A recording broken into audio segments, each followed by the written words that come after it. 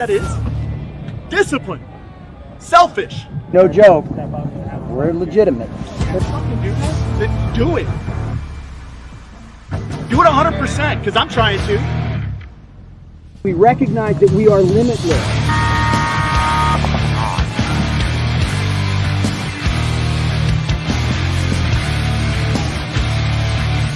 Got to be a champion, become a champion, right?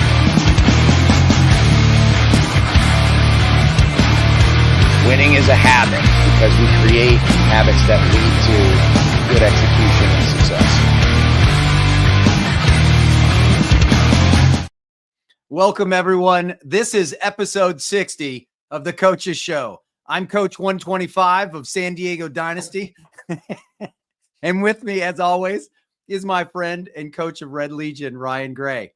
Hey, before I get into too much detail about tonight's show, I did want to take a moment and thank you, our listeners and viewers, for all the kind messages. Really, as many of you know, Ryan and I were both under the weather last week after returning from our coaches clinic at Wasteland Paintball in Houston, Texas.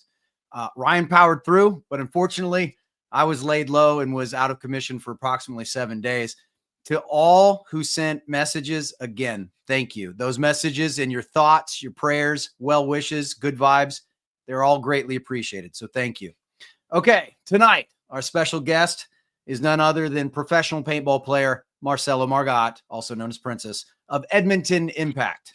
Marcello is a well-respected and sought-out coach in his own right, and his insight on tonight's topic should be beneficial to all of you in our audience. So, what is tonight's topic? Ryan and I had such a great time at our coaches clinic while at the BKi Paintball Combine that we thought we might take one particular topic and build upon it tonight. That topic is player tracking and developing drills with purpose. The purpose being to find your player's strengths and weaknesses. This episode is brought to you by Maxed Sportswear.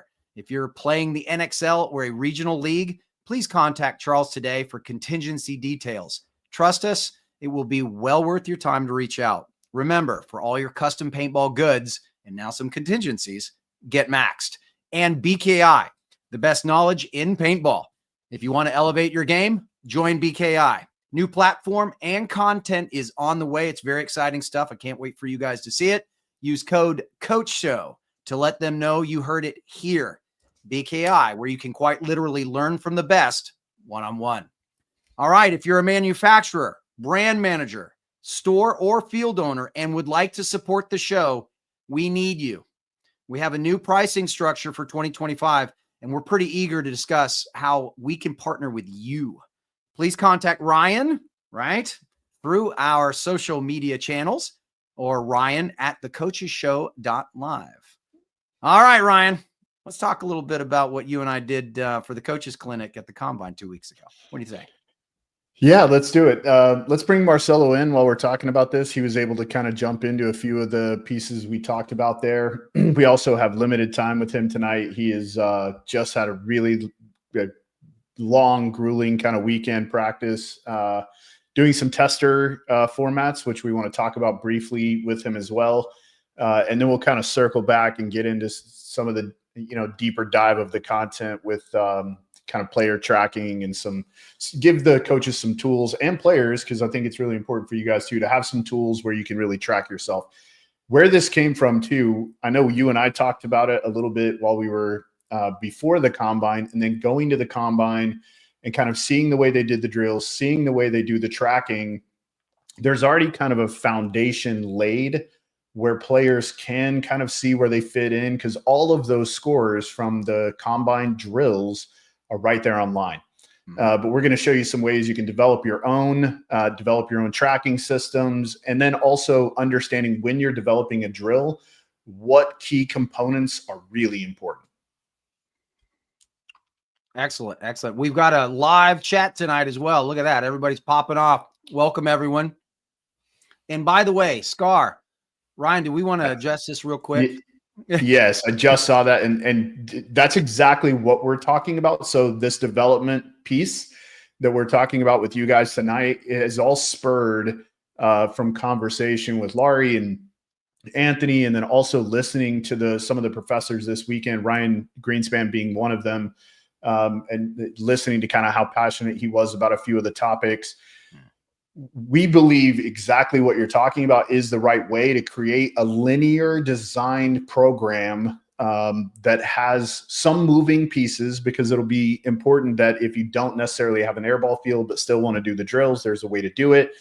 But having a linear learning path with curriculum, and then also key performance indicators that are trackable and measurable to see, is it time for me to move into the next thing yet? Right. So I'm beginner now. When do I start doing D5? Well, when you can complete these skills in these metrics, it's time for you to move on. Right. And then you go to D5, and there'd be the same thing, D3, same thing, so on and so forth, all the way up the ranks. So great question. You're already thinking right along the pathway of what we're talking about. So you're probably going to enjoy this. But yeah, that's exactly what we're thinking. And the reason we're going to bring it to you guys too is you guys are so smart. We're hoping you'll send us feedback like, hey, here's some ideas on the way this tracking system could work. Here's some ideas on the way the drills maybe need to be altered. Here's a way to make these drills more scalable, and we'll get into what that means as we talk about them. But let's bring Marcello in. Because again, his voice is raspy and he's really, really tired. But we'll bring Marcello in. We'll get our time with him, and then we'll jump back in. Yo. How's it going, coaches? 125. How you doing over there? Doing all right, Princess. So see, that one's not going to stick. That one doesn't fit. It's not really relative. No one calls me that. 125 though. 125 sticks. So it's gonna. But Princess is near and dear to my heart, Marcel. It's going to be our thing. It's going to be our thing. It can be our thing. It can be our thing. How we doing? Little inside joke there, ladies and gentlemen, from the Combine. So yeah, wrestling. Let's kind of jump right in, because I know your time is limited tonight, and we want to make sure that we respect that and let you jump off and get rest when it's time. So. Thanks. So let's talk really quickly about the Combine, because, I've seen the kids play in the Team USA format, and I know that the guys and girls that I'm watching are like the cream of the crop, right? But I was incredibly impressed with the field at the Combine this year. And again, it's my first one, so I don't have anything to compare it to. So I wanted to have you kind of share your thoughts on what you thought about, kind of the field that was there. Yeah, I mean, I am thoroughly impressed with the youth in our sport right now.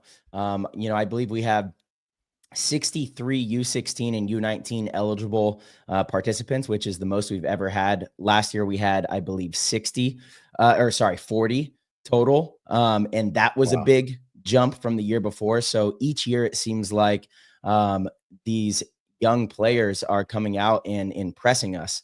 Not only are they fundamentally incredibly sound, but they are playing the game at a pretty high level. So to me, that says that paintball is doing really well with cultivating the next generation. There's like really great camps, obviously in Texas, out in Florida, here in California. So these regions are doing a really good job of finding young players and guiding them the right way.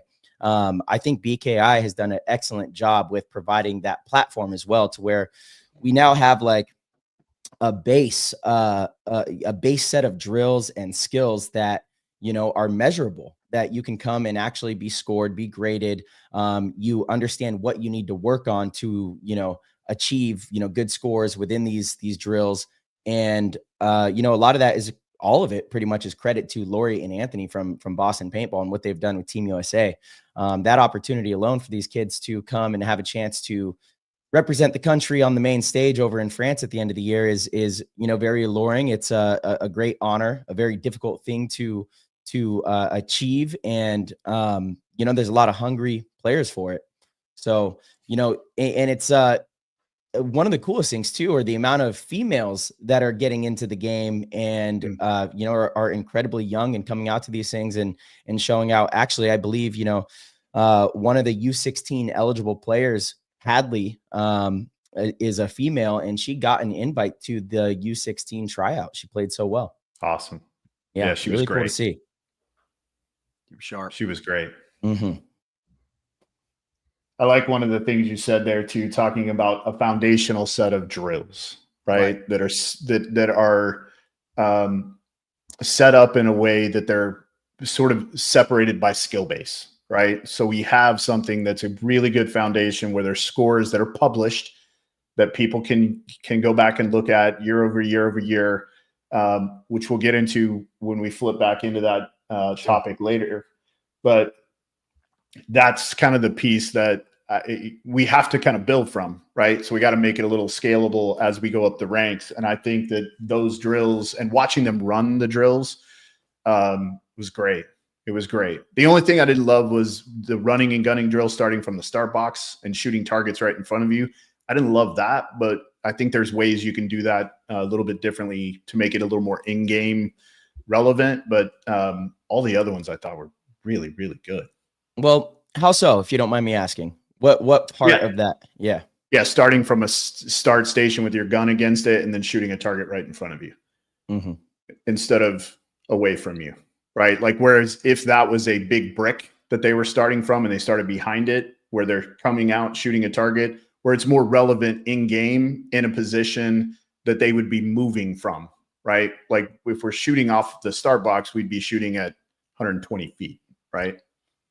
Yes, certainly. If you're shooting off the start box, typically you're going to be shooting back at their shooters. Absolutely. I think the idea of that is just being able to gauge the different distances in a measurable time, right? And so it's kind of it should be simulating moving from bunker to bunker, and then you have 3 different distances. I do agree. I think all of them could probably use a little bit of modification and improvement. Now that we're, we've been doing these 5-6 years, but it's also kind of difficult because people have been getting tested on these, and you want to have the national grading set in a way. So, if you do change it, it makes it a little different for, comparison reasons. But yeah, I agree. I think we could probably make some improvements to some of them. No, I'd like, and I'm not necessarily saying we need to change it. It's like that's not necessarily right. It's just that I think it could be for coaches. I think the drill is fantastic from a foundational perspective, but as we scale it, as players go up the ranks, you just want to make it slightly different, right? And where those scores from the combine aren't now what you're comparing to. Make sense?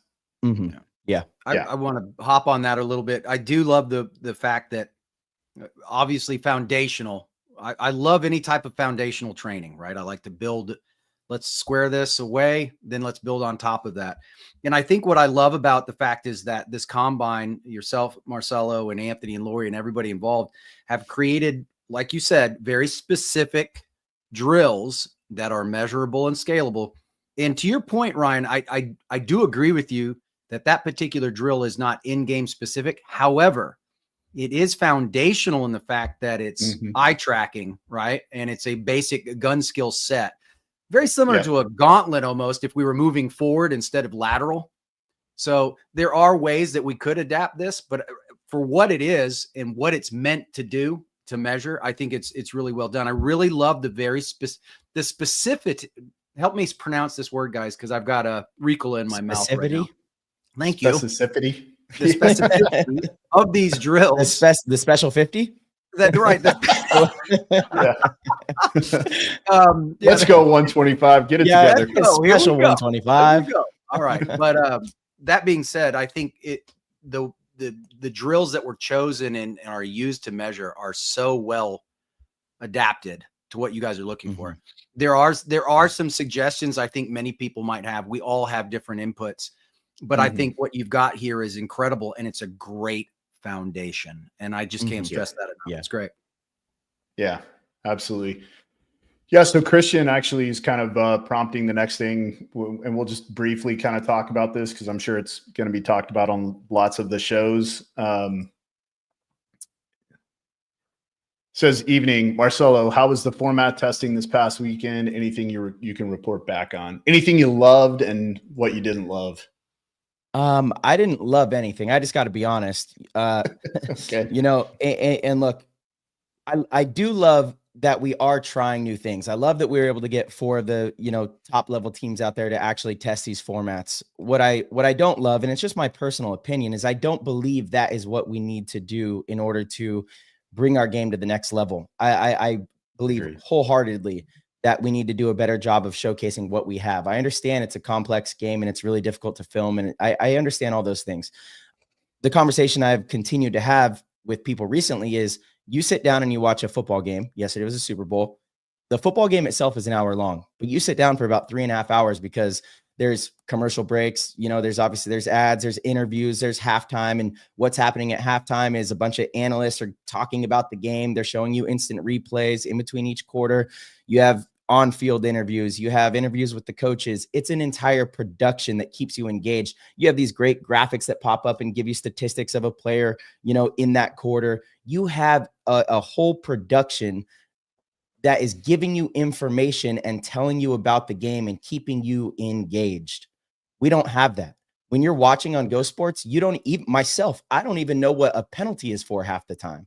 So imagine an average viewer, something so simple. Let's focus on going to the head ref, and after every single penalty that is assessed, and let's make sure the viewers know what the penalty was and who got it and why that's a penalty. These things will teach people about the game. There was one format that they tested that maybe has some legs, and it was 3 different buzzers across the 50. Each one of them, if you do touch them, they're worth 1 point, but ultimately hitting the buzzer at the other end of the field, the opponent's start station, is worth 4 points. So the win itself is weighted more so than these buzzers. But I guess I'll call myself a paintball purist. Let's air quote that. That doesn't mean that I don't think our game, shouldn't evolve or shouldn't have changes. Every sport has changes that make it more interesting. I just want us to be really responsible with the fact that, of course, there might be outside people that don't understand the game at all, and they're just interested in finding a way to get views. They just want clicks. And obviously that's important for us too. We need people to care about watching our sport. But what do we want to be? What do we want to be, a real legitimate sport, or do we want to be something that's kind of cheesy, gimmicky, like American Gladiator? Because American Gladiator is fascinating and people tune in and they watch, but it's pretty cheesy, And so what do we want? Because if that's what we end up showcasing and people do fall in love with that because it has all these buzzers and smoke and this and mirrors and all the things, well, then the entire sport is going to have to make that shift. And I got to be honest, that's not the game that I fell in love with. I think you kind of dumb the game down in a way. The game that I fell in love with is a very complex game. It's really difficult. It has offense and defense within the same point, and it's all based around the situation and how plays develop, the score, the clock, all of this stuff. I think it's much more advanced than so many other sports and has so much more nuance and amazing things that have made us fall in love with this sport. And I would rather us showcase that and find ways to tell those stories, because I think if we could do that, and if we could really do that, people would fall in love with it. Because again, it's like a fight, there's you could be on offense, but all of a sudden you get hit one way and you got to be on defense. Otherwise you're going to get knocked out. And that back and forth flow in a match is really high level. So, that's that. I'm not trying to be incredibly negative on it. I just, again, I love our sport. I'm open to making changes, but minor type changes, like we add different bunkers, or maybe we do change the scoring a little bit. If a point is scored in under a minute, it's worth 2, stuff like that, which we also kind of tested that as well. And where that didn't shine, in my opinion, because my vision for that concept that I've been kind of selling for the last year and a half is, in person, you might not notice a big difference. Teams will go for it a little bit more, I guess. But on the webcast, you would always have a shot clock. There would always be something for the commentators to be talking about. If a point is approaching 45 seconds and a team's about to win, like you kind of get the audience amped up. You're like, oh, if they score this in another 15 seconds, it's worth 3.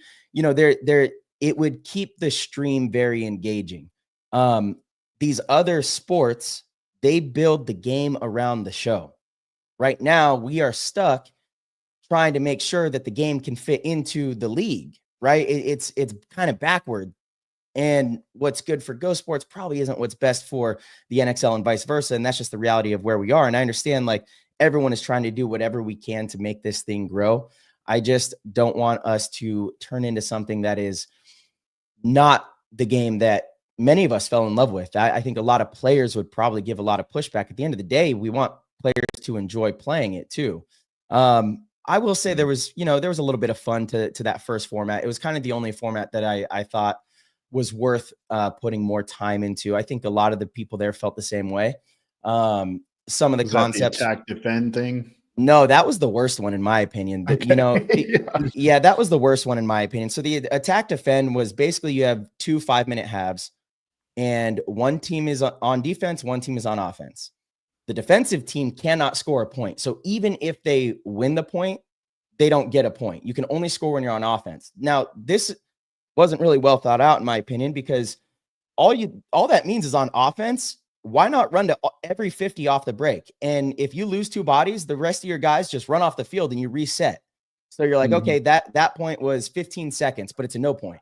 So now we get to reset. And if we can get a great breakout, you can score a quick point and then you could rack points up. Then it's also a little unfair to, whichever team goes first, because, now one team knows exactly how much they have to score in the second half when they're on offense, maybe if you tweaked that and had it to where the defensive team could score a point and offense was worth 2 points. But again, I don't love that. I love that in our game, there's offense and defense in every single point, and it's based on the situation. It's way more high level. And, in like football, yeah, you have offense and defense, but it can change based off of a turnover, based off of a defensive play, and so this is like so rigid and kind of, put into a box. I don't love it. I don't love that concept. They did do a version of that was also interesting. They made it to where the defensive players had to start with 4 bodies and only 1 loader, and the offensive players had 5 bodies and 3 pods. So it was like at a massive disadvantage. And we were like, this is kind of ridiculous. So we're basically just going to get, bunkered and shot up this whole set. Okay, let's give it, let's give it a shot. We can't really hold anything. But then funny enough, it was like me, Tyler, JC, and Mikey. We won all 3 of our defensive points. It was kind of funny. But again, I don't love it. I love our game. We've spent 20 years getting to the point that we are at now. And if we are to completely implement a new format, to not think that it's going to set us back a decade is kind of silly, in my opinion. There's no possible way that we could foresee all the potential ways that different teams might strategize to game the new game, right? Like, we're worried about slow matches. There's going to be ways that, if we implement a whole new type of style, a whole new format, we're going to have a lot of kinks to get through. It's just the reality of it. There's stuff that we can't even think of right now that's probably going to come up and we're like, oh, well, that game wasn't fun to watch because this team figured out this little trick to, kind of hack that, or it could be field dependent. It's just, again, we've spent so much time building the sport to where it is now. And there's a lot of people that are truly in love with the game, outside individuals, producers that have produced major sports shows in other areas that love what we have, and they want to find ways to tell stories with what we have. So if that's our goal, I believe we could do it with what we have. And I don't want our sport to change too much. I mean, I don't know, sorry if I sound negative for saying that. I just, it was an interesting weekend. I like that we're trying things. I like that we at least all got a say in it, but I can't say it enough. I think we have everything we need. We just need to do a better job of showcasing our game. Yeah, I couldn't agree more. I was supposed to be on the call last Tuesday night and got stuck working on a big project because I wasn't feeling well on Monday. I had to push it to Tuesday. And anyway, I talked to Jason for a while on Wednesday, and I think it was the Thursday before also, and I just kept saying the same thing. I was like, hey, listen, there's nothing wrong with the game, but there's a lot wrong with the product. There's a lot wrong with the way we package it and present it that can be fixed, in my opinion, even in the budget of Go Sports. Like, why are we filming both games, showing both games on Go Sports in the split deck instead of just showing one and more adequately telling the story of what's happening? Just show one game. When you upload them at the end of the night, put the whole thing up, show both matches. They're doing it now with no commentary. with the sound FX things, which I like watching more than I do the games with the commentary. Those Just are throw amazing, them up there yeah. without the commentary. Who cares? Right. Yeah. Like, it doesn't matter. Because people, if they want to see those games, they can go back and find it. They just won't have commentary. I think there's a much better way to tell the story than the way we're doing it, adding additional cameras, making it where you can shift between, barrel, like, there's a way you can literally put the whole screen up where you have the entire field, and then you have this person's barrel cam in this corner, this person's barrel cam in the bottom corner. Like, there's lots of ways that the product can be presented in a significantly more compelling way. Have one person who's on the sidelines, because it's not going to be Jason. He doesn't want to be in front of a camera, and it can't be the head ref with his mask and he's dirty. Like, they just need to have somebody on the sidelines with a polo that they can flash to, who can tell you, here's what happened. Here's the penalty. Here's what's now going to happen in the next point. And then just send it right back to the commentators. Like, there's we used to have that. I know. Like, somebody I think said it. PB Access did it, and it's not hard, but we're trying to do this split deck thing and show it all. And it just cuts out all the time to be able to do anything, in my opinion, be able to do anything well. Yeah. Now, their argument, and I understand it, and Tom is very adamant. He's like, look, I'm not looking to change the NXL. I'm not looking to change that. And I believe his intentions are that. He wants something to be able to, pitch to some networks. So he wants to film something that is engaging and exciting. However, again, if that's what catches on, because it could catch on, again, people like to tune in and see car crashes. People like to go on YouTube or Twitter, and they like watching, stuff that is mind-numbing, but for some reason, they're just hooked on it. If that's what catches on first, everything else is going to have to conform to that. I really believe that. But again, the idea is for all this to be filmed separately. So it won't be done at an NXL. So if that's the case, then let's grab, 6 teams, put some prize money down. Let's go and try to build the whole thing around a show. So you'll have 2 teams play at a time. You expand the clock, you make longer games, and then you really do kind of like they did with the ESPN thing, but even on a bigger scale, and you do mid-game interviews and instant replays with. Look, in any sport, when you're watching in real time, it's really hard to appreciate the greatness until you see it on instant replay and you have an analyst that does a good job of breaking down exactly what happened. And it's usually in slow motion. Then you go, oh, that is why that person is so elite at this thing, right? We don't really do that. So how if people don't play paintball, and specifically if they haven't played against better players and got their butts kicked, they don't really understand what makes players good at this. That's a question I get asked often when I engage in a conversation and they find out, the person I'm talking to finds out that I play professional paintball. One of the most common questions is, well, like, what makes you good at paintball? They truly just don't understand, the skill gap. So we need to be able to highlight that. A slow motion shot of, Tyler Harmon gunfighting, and you see the ball leave his barrel and go downfield and connect on somebody in an instant replay. That alone, I mean, there's a reason. I see Verb in here in the chat. There's a reason, a lot of these reels that the media is posting on their own personal social media, they're going viral. There's millions of views on them from non-paintball people. It's because that is exciting. It goes in your mind. You go, what? That's a tough shot. How did he make that shot? That's crazy. So now you're like kind of hooked. We have to build a show, and that's everything. It's the image of everything. It's how we talk about it. It's how we explain it. Instant replay, graphics, like the more bells and whistles we can have, the better, without, actually changing the game too much. Having really badass banners around the field, like all of this stuff that you tune in. Like when you watch cornhole, it looks so professional. They've got, all these banners up everywhere. Like it looks like, oh wow, there's sponsors. This is legit. This is a legitimate thing. That's, in my opinion, what we should really, really be focusing on. No, I'm in both of y'all's camps. I don't believe there's anything wrong with the current format. I think our biggest problem, our biggest hurdle, and it's probably the easiest to fix, is exactly what you're saying.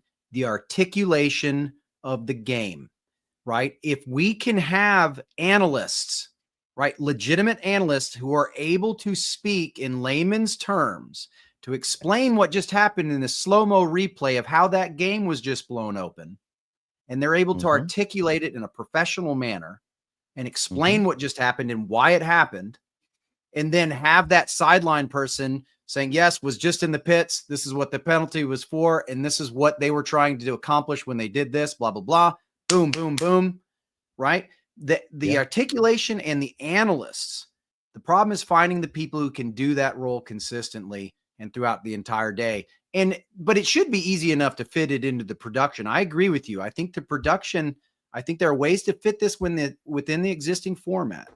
But the key is going to be finding the right personnel who are analytically minded, who know the game, and who can speak well. Mm-hmm. No, I totally agree.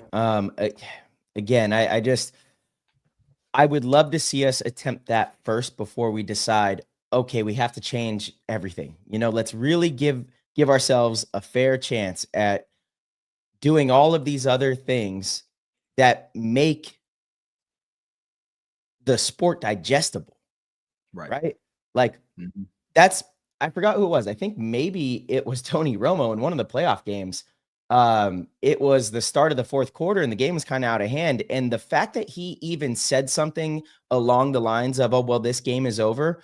He was under fire. He was under attack. And all, people were like saying that he should lose his job within the network because why is that? Why was that so important? Mm-hmm. Because it makes the viewers not engaged anymore. Right. It's the commentator's job to keep the viewers engaged, right? They have to be really animated, tons of energy. And Matty Marshall does an excellent job up there. But my goodness, to be up there 12 hours a day, 3 days a week, that's a long day. That's a long day. And he does excellent. But we need more of that. We need more of those, and we have to, the commentators really are the ones, if you listen to football games and stuff, they're almost yelling and in in a clear and concise way, but there's a lot of energy. So you can feel that energy. You feel excited when big moments are happening. You're not watching a big moment and then it doesn't match with the commentators. The commentators aren't just, oh yeah, looks like that was a nice move over there. No, we can't have that. It's a production. It's an absolute production, and we have to be putting on a show. And again, Matty does an excellent job of that. We need more of that. I believe in that so wholeheartedly. You look at the F1 documentary, the amount of people that follow Formula One after that Netflix documentary, and Netflix, actually not just Netflix, all of these streaming platforms, they are so hungry for sports documentaries right now. Let's follow some teams or players throughout a season because we have very interesting lives. A lot of us are just very relatable to your normal person, but we do get to do some pretty extraordinary stuff because of paintball, whether it's going to Europe or even traveling across the country with some of our best friends and competing at this thing. And, there's autograph signings. There's this weird, kind of dichotomy where you have this paintball life and then your personal life, and they're polar opposites, and you're larger than life in this world. And then you step into the real world and no one knows you, this person from that person. And it's a very unique thing. I think people would love some sort of sports documentary, and I get it. All of this takes money, but I mean, to me, that's the direction we need to go in. And not to take a shot at the at Go Sports production, but one of the most frustrating things I hear from my friends who are not paintball players, but who still tune in to cheer for their friends and the people they know, they'll hear the commentator, they'll hear Matty or somebody go, "Oh, what a great move." The camera cuts away before they even see it. And now they're looking at a guy just sitting in his bunker looking around when some beautiful move just happened and the camera went away from it. Yeah. And so, once again, we need to get those production people, those analytical people, those MTV Music Video Award type, who understand the game in the production booth, who are sitting there tracking the game on multiple cameras and saying, hey, go to camera 3 right now. Go to camera 3 right now. Because they feel it. They know it's coming. It's the timing thing, right, with the tempo. So that's the producer should be up in the tower, right? Not down in the film truck where they can only see what the cameras are seeing. They need to be up in the tower, right? So they can be watching what is happening in the game and telling the person below, hey, camera 3, camera 5, whatever. When they're down below, all they're seeing is what the camera's seeing. So they may not even see the thing being set up that's about to happen. Well, I do believe they have like 14 camera angles down there, right? So they should have the overhead view and be able to see, kind of everything. But it does take, you got to be pretty advanced. You got to have a really good paintball IQ to be able to anticipate what's going to happen just from watching, and be like, okay, yeah, this is developing down here on the snake side. Cut to this, and you know what? Screw it. Say we miss it. Say the camera cuts away. I believe all the cameras are recording. Just go back and show the replay, right? Right away. But we have to go right into the next match, so we can't. So again, if we had time and we did this the right way, I think it would be very engaging. Again, there's people that have produced, these massive shows that have helped other sports reach new heights, and they like the format that we have. They think that it is enough. So, I really believe that it's enough. Again, some of the stuff we did this weekend, it was fun. It was unique. It was, Dev, I saw someone in here say like it was all a waste. It absolutely was not. I appreciate that the league is trying to do whatever they can to not mess up what might be our only chance. But I also just don't think that it's our only chance. Like if, whoever is interested in this doesn't like it, I think we can build this thing from within. We could release these documentaries on YouTube. Again, these streaming platforms, they're hungry for them. They're almost, if we can build something, put together a documentary and give it to them, they're going to put it, we're going to be able to get it on some platforms, whether it's Roku or, one of these platforms. And that's how you get eyes on the game, So there's the documentary aspect, which attaches people to the players or the team, right? Attaches people to the story. And then there's just the production standpoint. And so if that means maybe we need to, have these one-off events, twice a year or something that are only 6 teams, it's single deck, and the game is maybe an hour. I don't know. You do 2 25-minute halves, kind of like old school. And you really, go through a match with color commentary and instant replays and all sorts of dynamic, icons and things that are just incredibly engaging. I mean, I think that's what people like. I know visual stimulation is an important part of anything you watch, whether you know it or not. It's like cinematography is such a huge part of a movie's success, just how it's filmed, not just what's being filmed, but how it visually looks to you, So we need to be tapping into all of these things that make people care about what they're watching. And it's not just the game. We got to be honest. Like, if you really think about it, sports are kind of dumb. They're just games. You enjoy playing them, but are they really that interesting? Like, okay, you got to get a ball through a hoop, or you have football, it's 11 on 11. And like it's only interesting because we've been conditioned to care about it for 100 years, and maybe some of us have played it, maybe some of us haven't, but we have these stories of these athletes, and we've connected it with our city, and these players have become role models.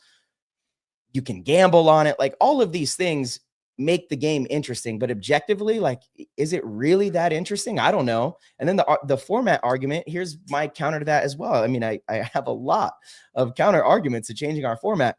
You watch football, everyone probably watched the Super Bowl yesterday. The Kansas City Chiefs are my favorite team. That was not a good game to watch. It wasn't very enjoyable for an average fan because it was a blowout. The game was over early. The format didn't change. Just the teams playing and how the game developed wasn't that great. Now, maybe not the best example. Another example is teams that I'm not invested in. I don't really enjoy watching. I put it on, and if I don't have a fantasy player in that game or money on the game, it's not interesting to me. It's truly not.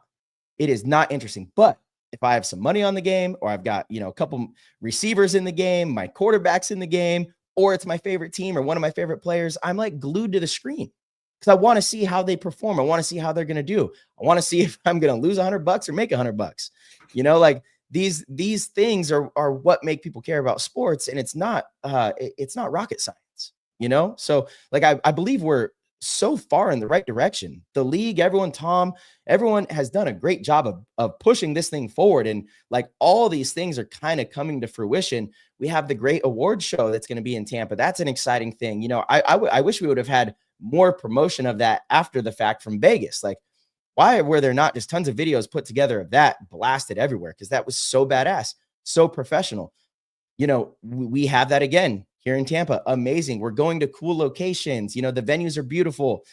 Like, everything is in the right direction. I think we just keep nurturing this. We don't need to kind of blow everything up and try these really wild concepts that, in my opinion, just, you know, gamify what we're doing and make it a little, you know, a little silly. And I keep getting the pushback of, you know, all the other sports make these changes. Yes, but the changes don't typically fundamentally change the game you're playing. You know, like, I feel like some of the concepts we were working through, well, most of them actually, it's an entirely different game. You know, you're not just moving the 3-point line further back and making it harder to score 3 points. You're not, you know, you're fundamentally changing what it is we do. Now, to be clear, I don't think adding or taking away bodies fundamentally changes it. You know, I that kind of stuff I'm okay with. If 3-on-3 or 4-on-4 is better because it's easier to film, smaller field. Okay, I get that. You know, but strategy would still be very similar. You know, there's still the score and the clock and how you play and breakouts. And, you know, the idea of kind of like a fight, you set up a couple jabs to a right hook, you know, you go to the snake a couple times and you go the other direction. Like, there's so much high level strategy that would stay the same. You know, you just have less bodies or more bodies, whatever. All that stuff I'm open to changing. I just, you know, really want to push back on the idea of changing our game to something that's kind of unrecognizable. A lot of this stuff was like drills that I do with teams that I coach. You know, they're drills for the game that we play. That tells you everything you need to know. It's not complete. It's a very, you know, simplified version of our game. You keep talking about, like, I love how you talked about, you know, that analogy of, hey, do I have a player from my fantasy league on the game? You know, is it my favorite team? Yeah. What about those rivalries? How many people tune into certain games because of famous rivalry, whether they have skin in the game for either one of the games or not? They just appreciate the rivalry. You know, you could do something at the end of the day, of the production day, where, you know, you just compile a separate, after each match, you grab a player or a coach. Hey, coach, any comments about that match? Bam. Right. And then, or maybe you even have at the end of the day, a Q&A, right? Where, you know, after the end of a UFC fight, how many times do they get the fighters out there and have them commentate on the fight? You know, yeah, well, I knew I had him deep in the third, this, that, and the other. You know, he kept dropping his right shoulder, so I was hammering him there with the, you know, stuff like that. You know, the coaches could talk about that. Players could talk about that. Designated representatives, it doesn't matter, whatever you want to do, anything to tell the story. And like you said, there's so many great stories within our sport, which makes it so fascinating. Besides the game itself, the personalities alone in this sport are off the chain in most cases. So I agree with you. I don't think it's format. I think it's storytelling. Yeah. And again, like, you know, all these other sports, you know, you play football Thursday, Sunday, Monday. Sometimes they have some random games now. They're just adding TV deal after TV deal. But every single day during the week, you turn on ESPN and there are analysts talking about upcoming matchups, previous matchups, stats, players, moves, everything. You can literally consume content about the sport that you enjoy around the clock every single day. And you know what happens when you're able to do that? You feel kind of intelligent. You feel like you are knowledgeable in that sport. So you want to talk about it with your friends. You want to, you know, you're engaged, you're hooked. You have a reason to watch that next weekend and see if, you know, what the analysts that you like, were they right? Were they wrong? Were you right? You know, was your opinion different than the analyst? And you want to, you know, like, I think it was, what is it? SVP Paintball. Yeah. Steven did an excellent job of these breakdowns, you know, post-event, where he would kind of go over different big moves and moments throughout a tournament and break it down, and, you know, kind of like a Sports Center top 10 type thing. We need more of that. That's the kind of stuff that's so engaging. You know, it seems like we continuously kind of get somebody that comes in and does that for a little bit and then they stop. So there's no consistency. So it doesn't really catch on. You know, it's like when we started the podcast, I mean, we didn't have many viewers at all, but Tyler and I committed. We're like, we're going to do this until it works, not, get to a point to where it's like, yeah, you know what? We haven't seen the results yet, so it's not worth it. You got to commit to these kind of things and through consistency. And that was like one of the biggest things people kept saying to us after about, a year and a half, 2 years in. They're like, just can't believe that you guys stayed consistent. That is what made us fall in love with it. We knew we could count on it. And, there's a lot of shows, you guys, Spick and Span, a lot of podcasts and different shows that are doing that now, which is amazing. But we're like talking about the game. We need like an actual analyst panel, that's not coaches or players in the current game. It's separate, and they need to keep people engaged from tournament to tournament. There should be all sorts of breakdowns of big moments. It's a shame that you have the World Cup and Fit just won. There were some massive moves all through Sunday. That one-on-one with Colton Malloy, that should be dissected. That should be dissected by every person in like an analyst setting, and it should be showed off over and over and over. And that moment should live in every paintball fan's mind for the rest of time. But instead, unless you watch that webcast or you were a fan of them, you probably don't even know what I'm talking about. I bet you there's listeners right here that tune in. They're avid paintball consumers, and they might not even know about that move, because if they didn't see that game, which was early in the playoff round for them, then it never got showed again. And this is a massive moment. It's a massive moment, and there should be all sorts of breakdowns as to, analysts saying like why Colt went to this bunker, and, is that his dominant hand, and Malloy made the move into this thing. Was that a mistake? Keep people engaged. We have to cement these moments and create. This is how you create heroes. This is how you create people that paintball players want to follow and want to be like, and fans want to follow and want to be like. And when you do that, you are just engaging more. You're farming engagement. So, that kind of stuff. I just wish all of our focus would be on that, because I believe in it so much. I really, really do. I think the lifestyle aspect is important, though, right? And you're going to laugh. It started as a joke. The Z-Log started as a huge joke, right? And now I got people running up to me yelling Z-Log in my face everywhere I go. And when you walk around with 125 now. Yeah, when you walk around with your phone like this all the time, I mean, it is. Hey, baby, now in 1080p. But anyway, my point being, though, people really do want to see that aspect, what it's like, right? I started to emphasize the players. It has nothing to do with me. It had everything to do to emphasize the players. And if you can see what these guys go through day in and day out at practices, on weekends, on weekdays, right? What they're doing in the evenings, right? It's not all, hey, getting out there with my paintball gun. A lot of it's in the classroom. A lot of it's sitting at a dinner table discussing strategy. A lot of it, there's a lot of stuff that goes into it, and people don't understand it. And when they see it, they feel, wow, I have access to this. It's incredible. So there's so many ways to do this. You're not wrong, Marcello. And I all of this stuff that you're talking about with kind of the ESPN feel to it should be on this channel, and there should be a show every 2 hours that's different.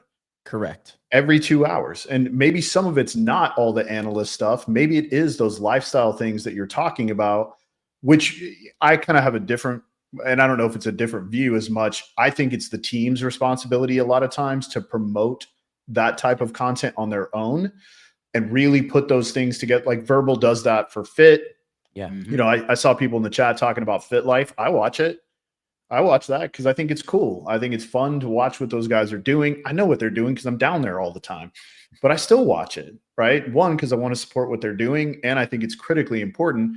But two, because I like paintball, so I just watch it. Like shit like that should be on this channel too. Like if it was analyst lifetime or lifestyle type show, and then maybe you had, whatever, Jason really should have an hour at least once a week where he's on here answering questions and talking to people. Like that all could happen on this channel, and it should be right here. and be all the time. Like we're other than the stuff that Maddie does for Go Sports, like we're the only content on this channel, and it shouldn't be that way. Yeah. Okay. I agree.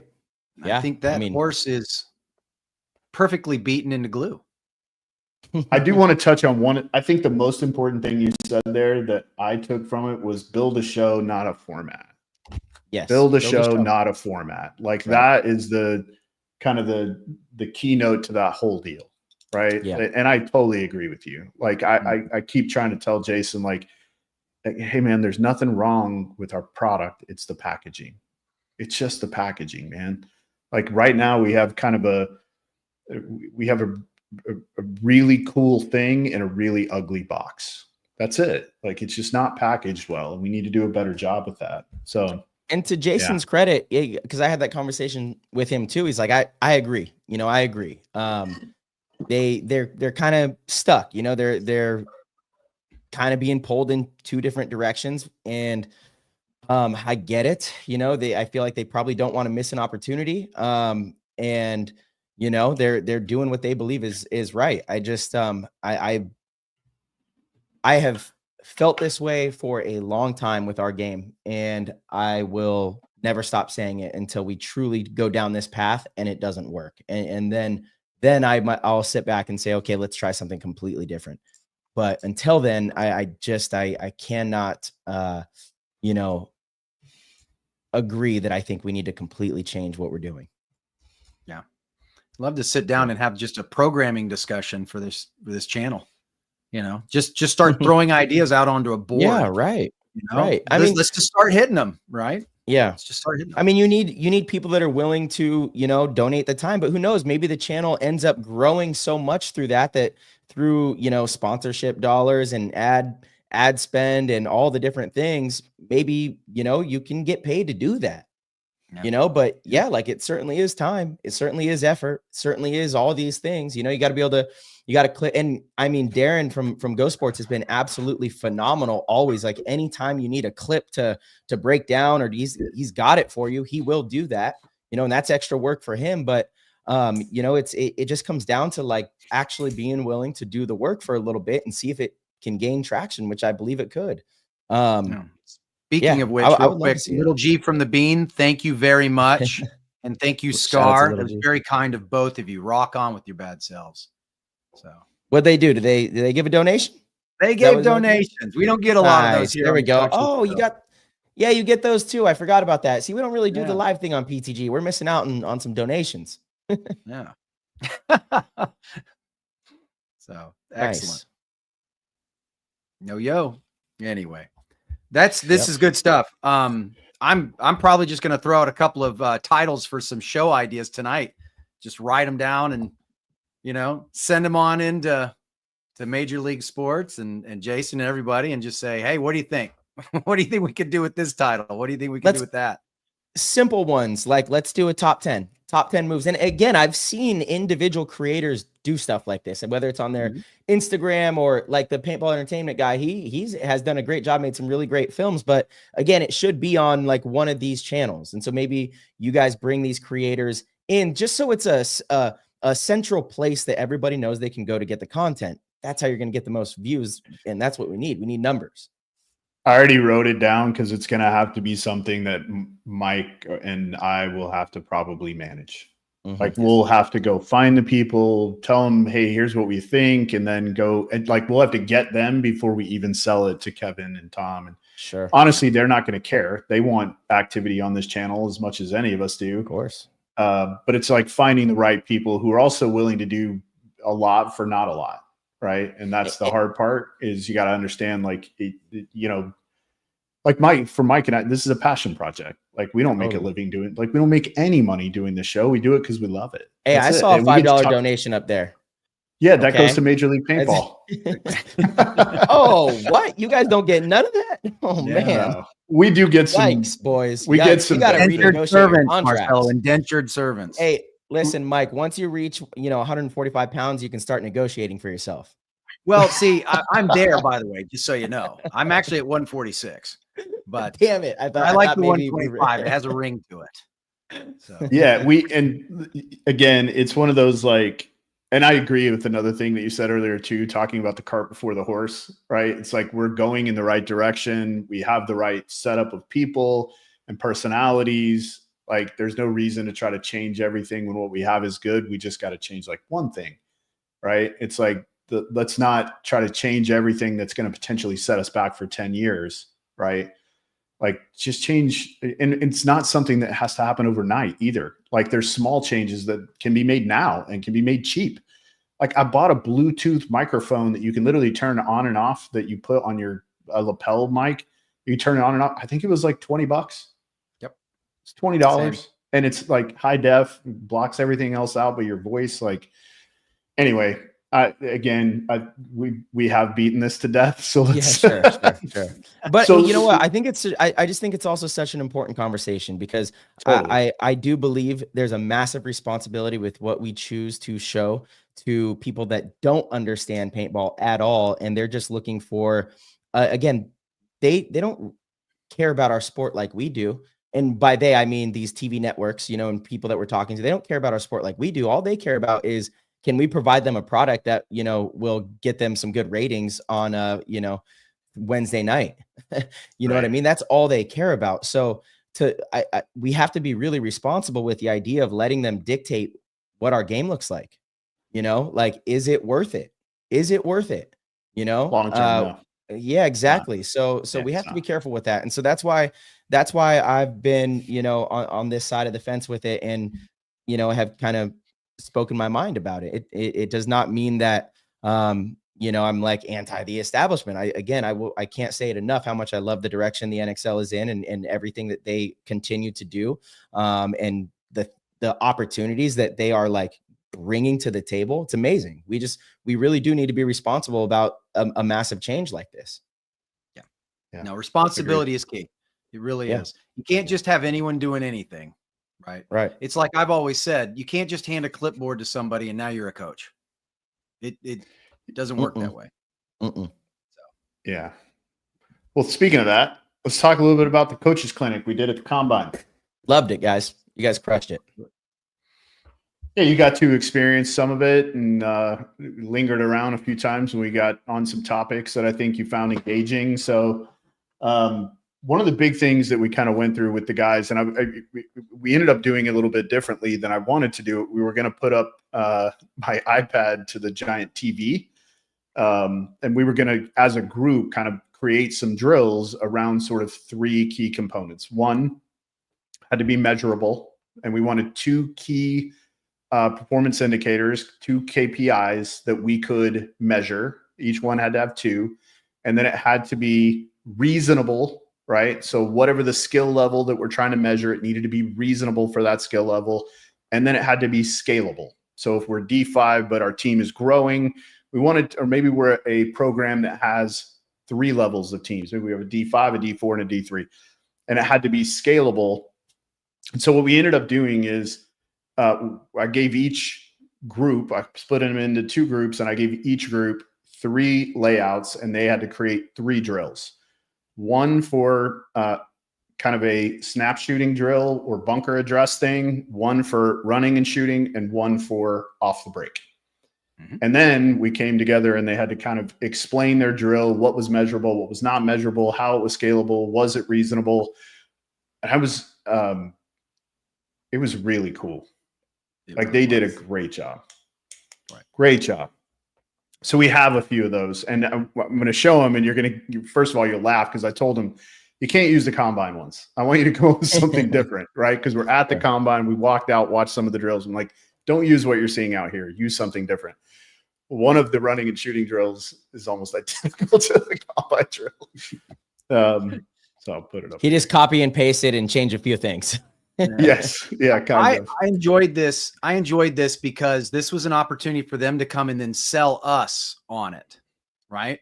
And so as Ryan had said, we want it to be measurable, reasonable, and scalable. And we're going to go through what we mean by each three of those adjectives, right? Specifically the reasonable one. That is a key component, I think, that a lot of people don't fully understand.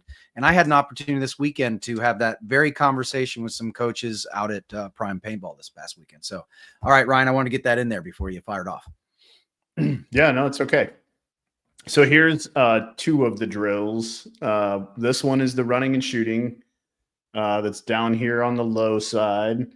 And here's a target, and here's a target. So they had to run out and shoot this target and this target. Does that look like the combine drill a little bit? Yeah, a little bit. They just needed to have one of the targets up here and one of the targets right here, right? Right. Yeah. But what was good about it is the guy that created it, he's like, well, this would be like, I would set this up for my D5 guys, right? This would be like beginner D5. The targets would be close. You know, they get 5 seconds to get from the start station to the corner, and they get 2 shots at each target, right? Not a ramp, they get 2 shots.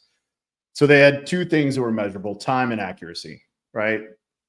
So it was measurable, it's reasonable, and it is scalable, because then you can move these things out. So Mike, what do we mean by those things? All right. So obviously you just explained the measurable aspect, right? The accuracy, the timing. It's reasonable because it's something that you would probably experience in a in-game situation. I'm going to run from point A to point D or point B, and I need to put pressure back on an opponent in order to ensure that I can make it with a higher probability. So it's a reasonable drill request. What I love about it is the scalable aspect. Scalable meaning we can increase or decrease the difficulty depending on what skill set you are. We can increase the difficulty by moving the targets further away. We can increase the difficulty by making the targets smaller. We can increase the difficulty by making our 5 seconds now 3.5 seconds. There are lots of different ways to scale this very specific drill while maintaining it as being a reasonable and measurable drill set. Does that make sense? Absolutely. Okay. Good explanation. Now, I do okay. Yep, good explanation. Kind of one of the biggest problems that we're having right now, and we talked about this at sort of the beginning of the show, is other than what we have with BKi, which is really a very foundational set of metrics, we don't have anything that goes up from there, right? So we kind of, once we get past a certain point, we don't know when it's time for us to move to the next thing.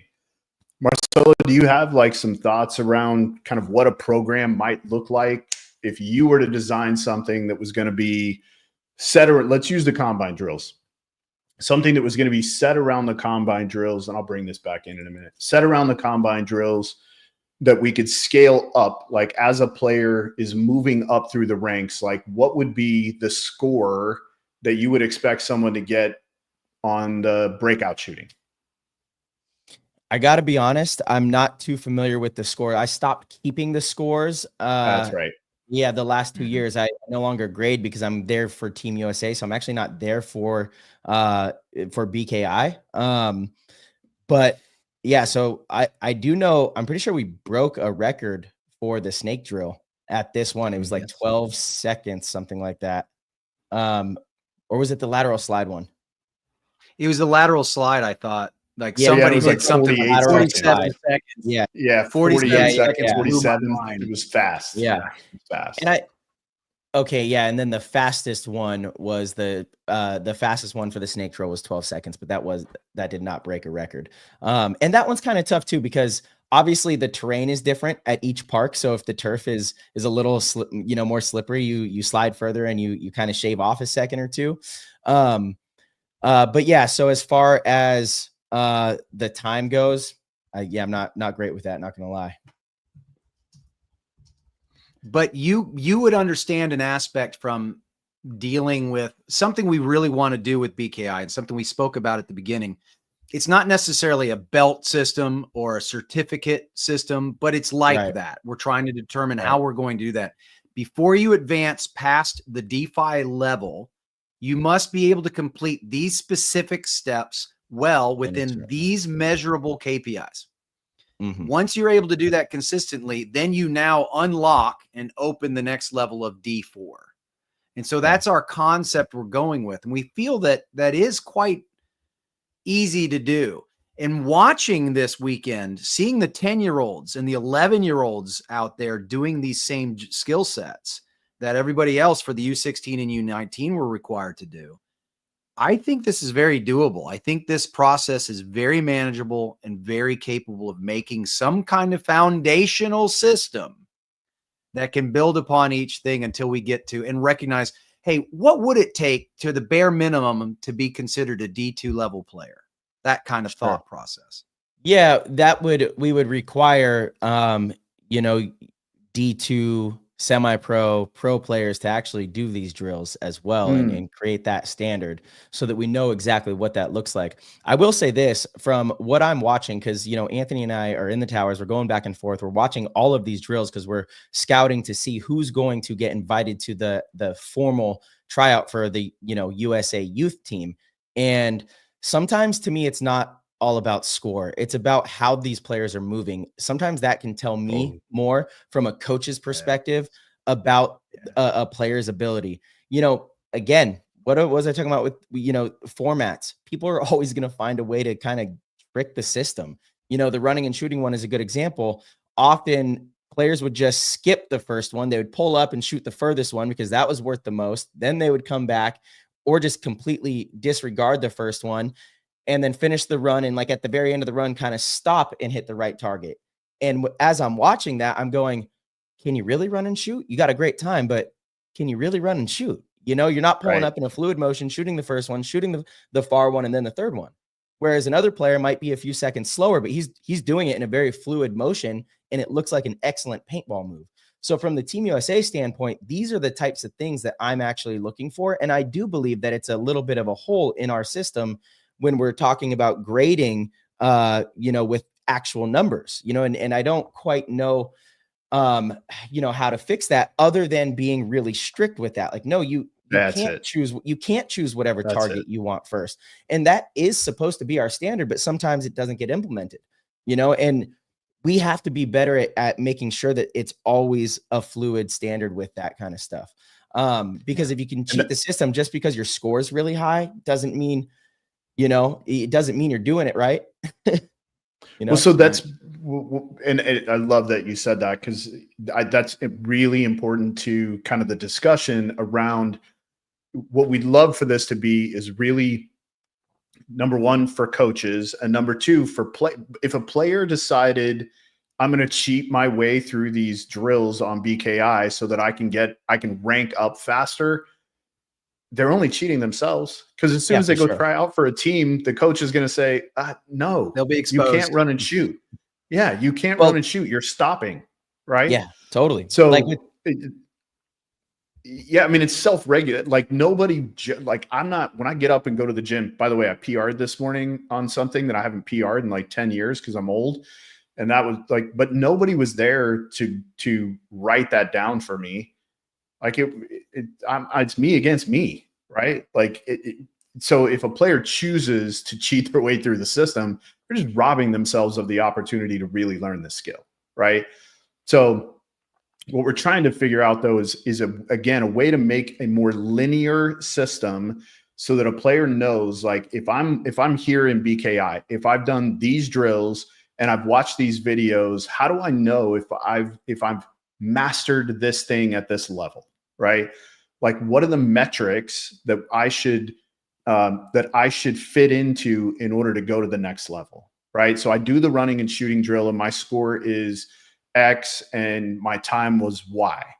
Well, if I really did it and I look at and again, there's an average somewhere between where the top is and where the bottom is, that maybe we say, hey, it's really like one step above that average. And now you may be ready for D4, right? You're ready to move on to the next track.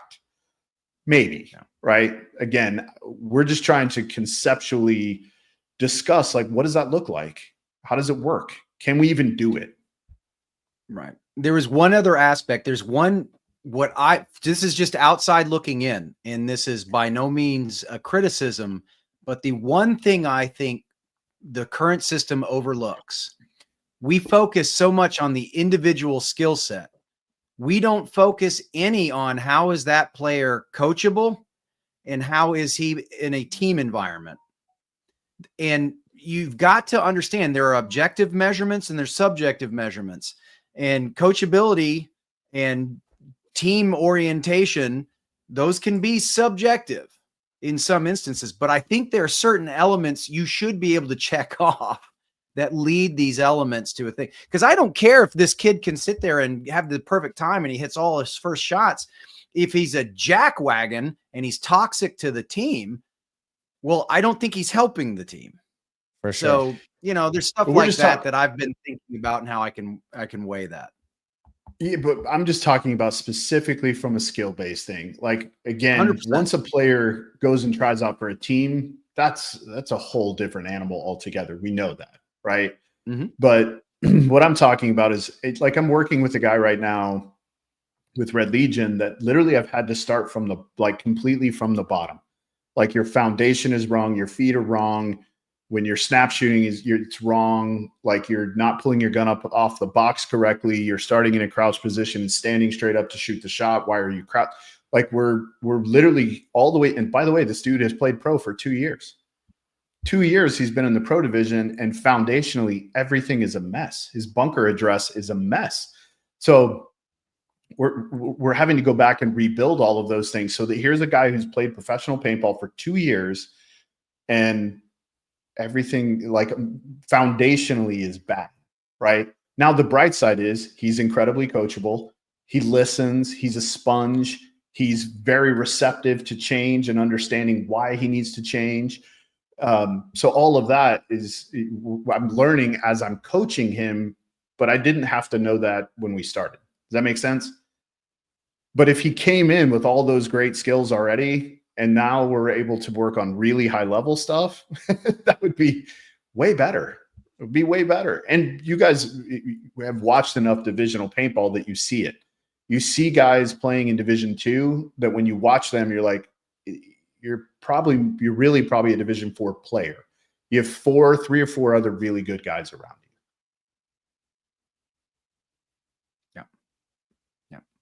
Yeah. The best tool of any pro player, in my opinion, is the mirror. Sure. You know, you have to be able to look yourself and understand where you truly are, where you find yourself wanting, and you gotta recognize it and work on it. So, yeah. And, this is a question that I get asked every single clinic, every single combine, every single tryout. And it almost bothers me, actually. I've started to answer it in a way that's not always pleasant, but it's always the question of, what should I work on? And I don't know why it bothers me so much, but it does, because everything, the answer is everything. And I'm not going to ever tell a player, and actually I had a dad get mad and say, well, that's really vague. You got to be more specific. I'm like, no, this is very specific. It is literally everything. I need you to be watching film to understand how players approach different situations, how they play the score, the clock, how aggressive certain snake players play, how quickly their twos follow them up. I need you to be working on your snap shooting every single time you're at the field, because I still work on it every single time I'm at the field. You're off the break shooting, you're running and gunning. All of the fundamentals you need to be working on. Your fitness, you need to be working on. Your sleep, you should probably be, if you want to start talking about stuff outside of paintball, like, you need to be working on everything. There's not one thing that is like your breakthrough thing. Keep building a well-rounded, machine. Keep building something that doesn't have holes, and so it's not a lazy response. It's what I truly believe. That is what it is going to take to reach the professional division. You're going to have to be proficient in everything. If you're just a really good gunfighter, but you can't make good decisions, or you can't run and shoot, or you can't shoot off the break, you're going to be very limited, and vice versa with any of the fundamentals. If you're just really aggressive in the snake, but that's all you can do, you're going to struggle. You're going to struggle. You're not going to be one of the best players. So it is working on all of the things consistently. And there is so much information out there on, how to gunfight, Master that. Right. Set up, get a little creative. If you see a gunfighting drill where you're behind a bunker and there's a cone, okay, do it from those bunkers, but then do it from different bunkers, and then do it from different bunkers. Do it left-handed, right-handed, up high, down low, on your elbow, from the snake, like all of it. So that question often, bothers me, and maybe I've just grown a little impatient with it, and I sometimes respond poorly, but it's because I genuinely, it's like the question is just so misguided, in my opinion. Well, I think they're looking for the magic pill. Yeah, they're bingo. There it is. Yeah. And I wanted to piggyback on that because I too, I wouldn't say it's a pet peeve so much as it is, I want to ask the player, where were you with yourself all day today? Right? I mean, do you not know? Were you not there while you were playing? Because when players, it's one of those things where those players, where's your head with you all day? Because a player comes up and says that, asks that question, what do you think I need to work on? Said, well, if you're asking me that question, the answer should be obvious. Like you said, Marcello, everything. The pros don't stop just because they became a good snap shooter or they're an elite snap shooter. How do you think they became an elite snap shooter? They never stopped. They always put in that work fundamentally every time. So it's everything. You're not wrong. So it's not a lazy answer to say that, as long as they understand the why. And this is what Ryan and I talk about all the time. Yeah. Why? Sure. Why do you think, why are you asking me right now what you need to work on? What makes you so uncomfortable with looking in the mirror at yourself, right? And what you just need my validation to tell you that I think you need to work on everything. Because I'm going to tell Marcello Margott, hey, I think you need to be working on everything. That's not ego from that's what Coach I tell Bianca. Myself. That's because that's what Marcello Margott should be telling himself, right? That's what champions do. And so, no, I'm with you on that one, 100%. Yeah, and Kenneth, this is a great question. How do you qualify experience, paintball IQ? I saw a lot of people who didn't look good on paper, but on the field, they're planning, reading, and react are game changers. Yeah. So and that's kind of what we're talking. My point is, if somebody is individually focusing on these foundational skill sets, then they can still have that kick-ass paintball IQ. They can still make really good decisions. They're just going to miss a lot less shots. They'll just miss a lot less. So they still may not look good on paper. And this is probably, again, this discussion we were having at the clinic that kind of spurred a lot of this conversation was around coaches who already have teams. But you may not know until you do some of these foundations. Like, you may have some sort of preconceived notion about your players' abilities because you don't run drills and you don't track how players are doing, that you may have a player who has a real deficiency in something that you're asking them to do that thing that they're deficient in multiple times throughout a tournament. And you don't know because you don't track it, right? So the stuff I'm talking about isn't necessarily for a guy, and it could be, but it's not necessarily just for a player who's not on a team who wants to be on a team. It's for a player who's already on your team right now. How do you know whether or not that player can run and shoot off the break? And I'm talking about consistently, not do it one time. And then we talk about this all the time. I'd rather have a player who's a 6 every single time than have a player who's going to be an 8 and then a 4 and then a 4 and then a 2 and then an 8.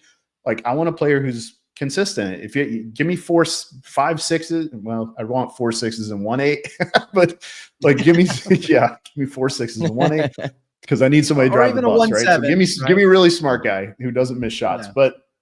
But nonetheless, this is more, again, from our discussion, these are all coaches of teams. They have programs. One of the guys that was there, I think, has 4 teams. And he's also trying to figure out, like, when it's time to move guys up, move guys down. Well, things like foundational drills and be able to track it and rank it inside of your group makes a big difference. You can really find deficiencies and holes. Now, that doesn't necessarily mean if a player can't do all of these drills that you're going to move them down, right? But it does mean that that player needs to spend more time working on X, Y, and Z if those are the things they're deficient at. It's just giving yourself a measuring stick to be able to say, look, you're here, but I really need you to be up here with everybody else because you're awesome at all of these things. Yeah. Yeah, I would like to add to that, if you don't mind. Of course. Yeah, go ahead. Go ahead. Yeah. Because Kenneth, that's a really great question. How do you quantify experience or PBIQ, right? And when I'm, I've also done a lot of coaching lately, and with Team USA, you're going through a pretty difficult tryout process, and it's extra difficult because we have these actual numbers that are on paper and they're ranked. But then the selection process, it's, a little bit of that, but it's a lot of what we see on Sunday. And I can tell based on a few different things how well a player understands the game. Communication is a big part of it. You can tell how well a player understands the game by the types of conversations they're having on the field with their teammates. That is a big one. That one right there, I can often be like, because you're literally telling me that you understand the situation by saying, hey, there's no one on this side, wrap, go, contain. Can you hold this while I get out to the corner? Okay, I'm out to the corner. What's stopping you? Right? That type of conversation lets me know, okay, this player understands how to play team paintball. And team paintball is what wins tournaments, period.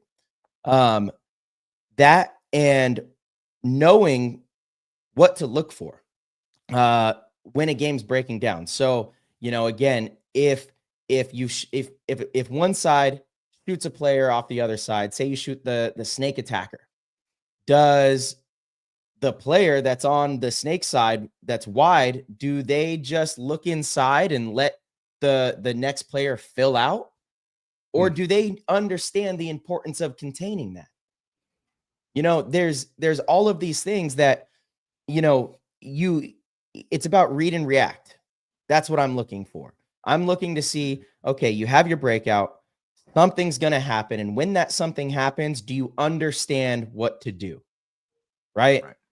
If you lose a player, do you try to plug the hole, or do you recognize that you have an advantage on the other side of the field? So you instead tell your teammates, let's go try to win down that side. I'll be the island over here, which is the right move. That tells me there's a overall understanding of the game.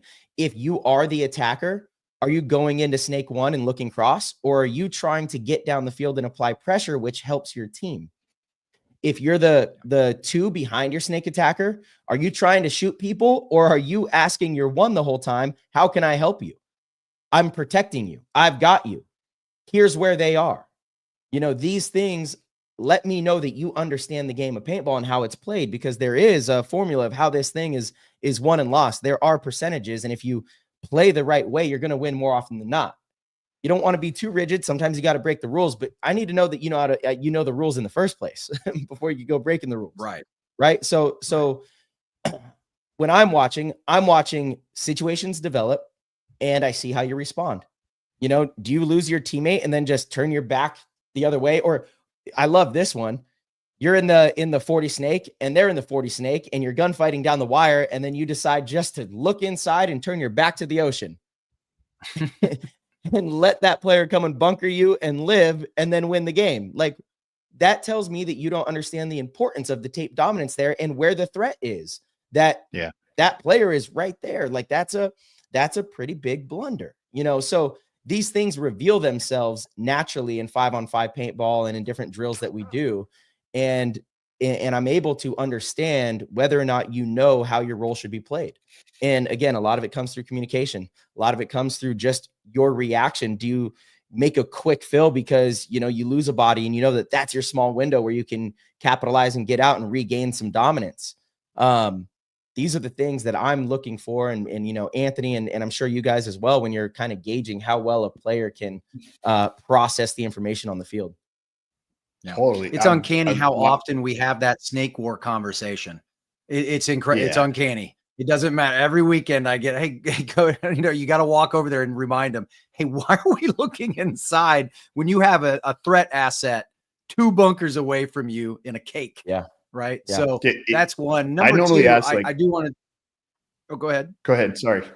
No, I was just going to say real quick. Thank you, Ben Layton. Greatly appreciate you, sir. And the other thing that's really important with this data set, this is from the coach's perspective. If you're tracking these things, if you're tracking this information and you're showing your players what they need to be working on, where they are, where you'd like them to be, etc., there's also less discussion come event time, why some people are starting and why some people are not starting, right? When they sit there and say, hey, I don't understand when I'm getting a start. Here's the data. This is the data. This is not me. This is you. And this is the data, right? So it's not me being mean or rude. It's me saying, hey, right now the data states that these guys, 5 guys are starting in front of you. That's Right. why. So Yeah. there are other reasons why we track this data, because we want to put our horses out front, correct? So it's something that a lot of guys don't, hey, I'm paying to be here. I understand that. You're also part of a team, and the team needs, we should be a good teammate too. And we should recognize where we are in that. I tell this to every team I do clinics for. Every layout, I have a different team, because the different strengths for each player are going to be applied to a layout differently than they were to the layout before. It's that simple. I got a new opportunity. Dry erase board. That event's over. That layout's gone. Here's the new layout. Here's the new. We're starting from scratch. Let's roll, baby. Yeah. That snake discussion, like I normally, and this happened to me in the combine, the player came over and I was like, hey, did you know he was 2 spots in front of you? And he was like, yeah. I was like, okay, then what are you looking at inside? He was like, well, I had a shot on the guy in the Dorito. And I'm like, okay, but that guy's really far away. The forbidden And the fruit guys, is what I call that. we call it what? That's Forbidden right. fruit. It's Yes. the forbidden fruit. Yeah. And I'm like, well, as soon as you shot your gun, that guy just came and bunkered you because he knows your gun's inside and you told him everything he needed to know. Nobody even had to tell him to go. He just went. And then on back to the kind of communication and IQ thing, I came up to the tower and I told you guys, I was like, hey, I had a player come off. And he's really talented. I really enjoyed working with him. He walks off and he says, Coach, why didn't the player next to me shift his gun to my side so we could go win on my side because we were losing the other side? And I said, well, I don't know. Did you tell him? And he goes, yeah, like 5 times. And I was like, I don't know, but you just told me everything I need to know about you. Like, because he knew I got to go win on my side. We're 2-on-1 over here. We're losing the other side. We can go win. I just need his gun to change. And he was telling him to change. And unfortunately, it just didn't happen that way. But he told me everything I needed to know about that player. It was like, you get it. You're smart. You understood the moment.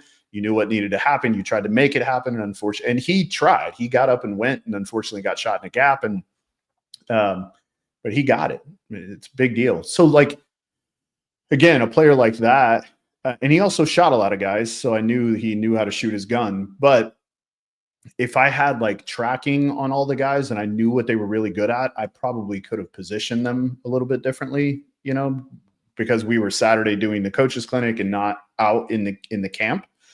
Right. If I would have had a little more intel on those guys, I think we could have played a little bit differently. But like, if you're a coach and you have a team, Mike made this comment and I just want to stack on it. Like, if you really understand individually from a skill set what your guys are good at, you can move the pieces around a lot based on the layout. Like you may have a guy who's your Dorito 2 guy. In fact, it was Chris, who's in the chat right now from Kansas. We were talking, he's got a guy who is the 1 on the Dorito side, who's his best shooter off the break. And I'm like, well, he can still be your 1 on the Dorito side, but maybe you want to flow him out there later. Like maybe, but let him shoot off the break, and he didn't know that until they ran some shooting drills. So those are the kind of things, again, that just to kind of bring us back into focus, that we're trying to figure out, again, a way that we can track measurable things, where we can create ranking systems where players know. And again, this may not even be a thing where we're talking about a national ranking system as much as even on your own team. You need to have some sort of data sets where like, these are my guys who are really good off the break. These are my guys, and maybe you have some guys who are really good at everything. But also understanding the why of the drills that you're running. If you have 4 out of your 6 or 7 players on your 5-man team, or your D5 or D4 X-ball team that aren't good at running and shooting, you need to spend a lot of time running and shooting. Those are the drills you should be running on Saturday. But you don't know that if you're not tracking it. You got to track it and make it measurable. And then also, like, as they get better, that's the aha you get to have with them. Like, hey, look, this is where you started and here's where you are. It's 4 weeks later, you've been running the drills and now you're a lot better. They get to see the gift, right? Mm-hmm. Yeah. Speaking of gift, thank you to Sand Mountain Shooters Club. We greatly appreciate it. Wow, we got to have Marcello on more time. We're getting more donations. Where's my cut? I'm donating my cut directly to. Where's our cut? I'm donating my cut directly. 125. You did have to cut the 125. Well, I'm on record saying I'm donating my cut directly to having an analyst panel on the show to do a top 10, after each event, or, something like that. That would be epic. Love it. I love it. This is too much fun. Good stuff. Good. It has the beginner class explaining the basics of the game. Yep. Absolutely. Yeah. It's common. That's exactly what we're talking about. We want to create something like that. So it's just going to take a little bit of time. It's tough. It's tough. All right. Wow. We've run the gambit, I think. Yeah, I don't want to show any more of these drills because we've just talked about so many good things. I don't want to muddy the water. Exactly. Exactly. I don't want to muddy the water. No, to my friend who just texted me, the flu did not turn me into Magnum PI. I don't know where that came from. Nick took everyone down. Dude, he was, it. He rode. It's so crazy. He rode in the Jeep with both of us the whole time, and like a couple more. One of the mornings, he was hacking like crazy. I was like, oh man, dude. Yeah. I was actually fine by Wednesday. Like I was back in the gym, ready to go, no problem. But Monday, it was not great. So, bummer. Yeah, dude, I filled out a will. Clean. That's how bad I was. Yeah, Mike was bad. Like he had to go to the hospital. Like it was a bad deal. Yeah. Not sorry to hear that. Yeah, glad you're better. I'm good though. It was a lovely birthday. What better way to spend your 52nd birthday than to be at a neurologist? Happy belated birthday. Your brain's broken. Yeah. So. Yeah, for sure. Well, fellas, do you guys have anything else? Hey, before you go, I just want to really quick give a shout out to Moms of Paintball. I don't know if you talked to them while you were there at the Combine, but their podcast is starting in the next, I believe, week. So if you guys want to throw that out on your show as well, that would be rad. Try to help them out. What? That sounds like a dope. That's pretty badass. Who's doing it? So it's 4 of the Texas moms. I forget all of their kids' names. That's bad. Okay. They're 4 of the Texas moms. They were all at the Combine. Okay, like Ashton Wright's mom, Landon Stavina, I assume. I mean, they're always there. Like Cooper's dad. I don't remember all their kids, to be honest. Hadley's mom is one of them, I believe. I love this that. Thursday. That's there it amazing. is. See, that's amazing too, because again, that's like Moms of Paintball. Paintball is seen as like, a boy sport, which we've been trying to overcome. And there's so many great female players coming up. And so having moms that are so engaged and interested in it as well that's a great thing. I love it. Yeah, we fully support. And it's cool too, because moms a lot of times are nervous about their kids going to do this thing. Totally. Right. They'll have like a direct link to go talk about the safety things and talk about the community and, hey, is it safe for my kid? And I love what they're doing. I think it's anytime we get content that's not the same content that we're seeing all the time, it's amazing.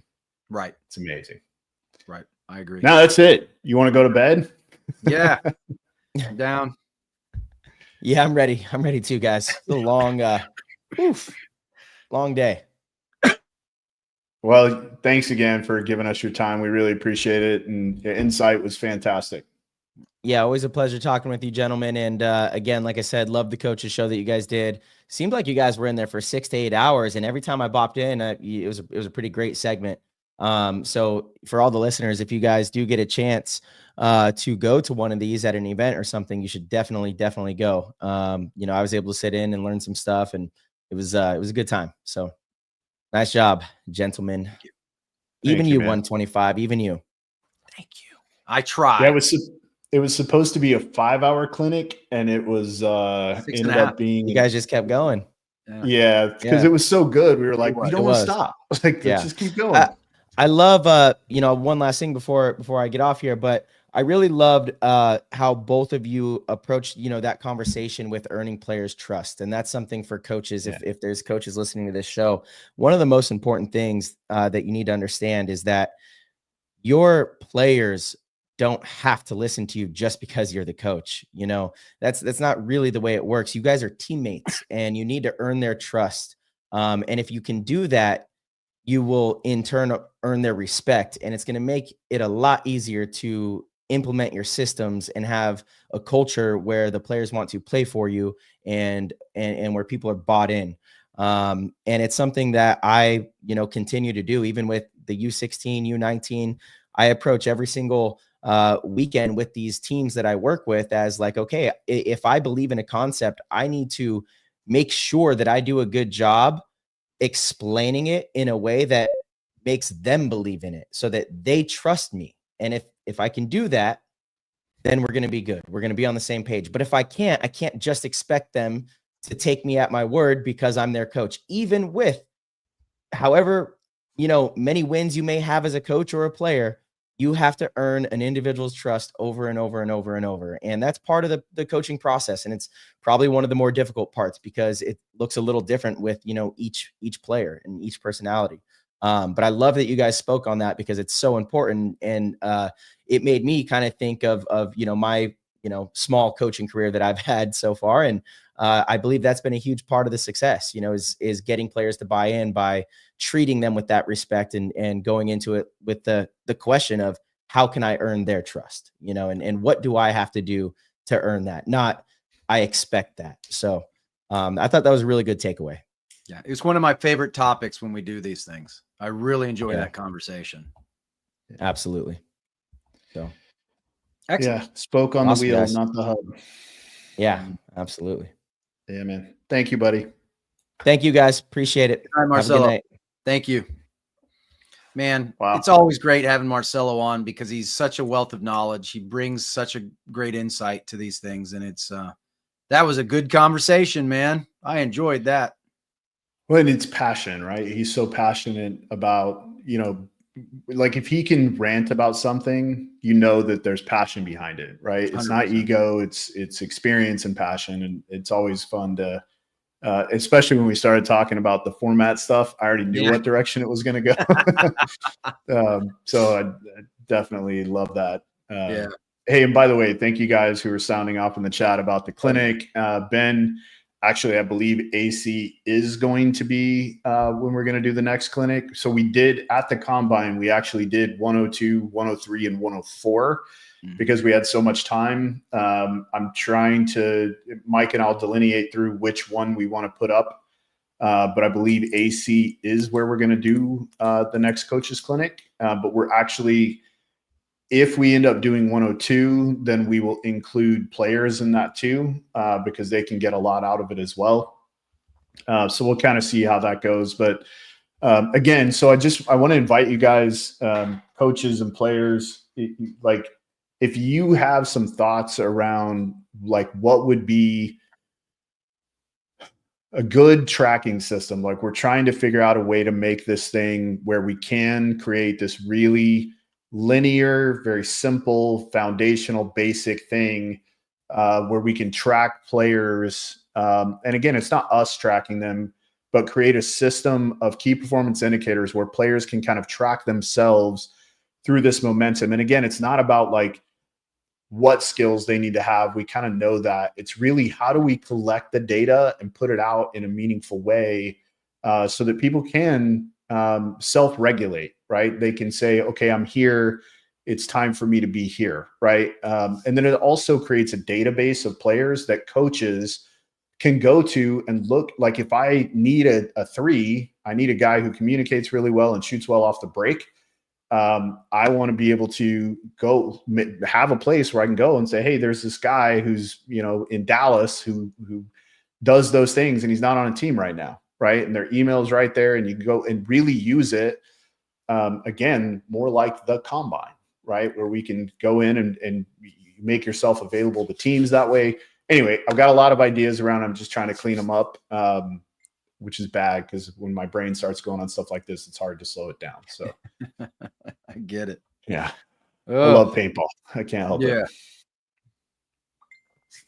All right. Also, thank you, Philip. I really appreciate it. It was my pleasure getting to know your kid a little bit and getting to coach him. We had some fun conversations. I'm going to tell on him for a second because Mike will get a kick out of this. He changed the play on the box. Yeah. So I give him the play. He changes it on the box, right? I see that he doesn't go to the spot he's supposed to go to, and he comes back in, and I was like, hey, you were supposed to go here. And he was like, well, I thought it would be better if I bumped there. And I said, but you didn't say that in here when we talked about the play. You didn't, like, we had a deal in here, and then you went out there and you violated our deal. And he was like, I'm sorry, coach, like, it won't happen again. And then he came back over, and I loved this. The way his response was fantastic. He came back over and said, coach, let's do it again. Let me do it again. Right? It was like adamant. Let me do it again. I was like, okay. So we did it again. He did it perfectly. It worked out really well. I think we won that point, but nonetheless, he responded good. So, Okay. But he changed All the play on me. Big trust issues there, right? Yeah. Changed the play on me. So anyway, Oh, it happens. it All right, guys. Thank you so much. What a fun show. Yeah. It's a good time. Mm-hmm. Got to talk a lot of good things. All right. This episode was brought to you by Max Sportswear.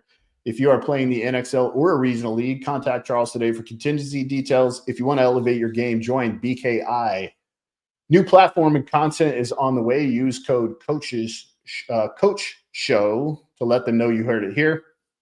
Also, if you're a field owner, if you are a brand manager, marketer, whatever, we would love to talk to you about how you can help support the show and how we can help support your product, brand, field store, whatever product. Even if you just have a product and you want to help with the show, we would love to help you back. Thank you to Marcello Margott for joining us tonight. Thank you to Major League Paintball, Darren Cessna, Kevin Fillers, Alex Sorensen, and Tom Cole. I'm Ryan Gray with Mike Bianca. Be responsible.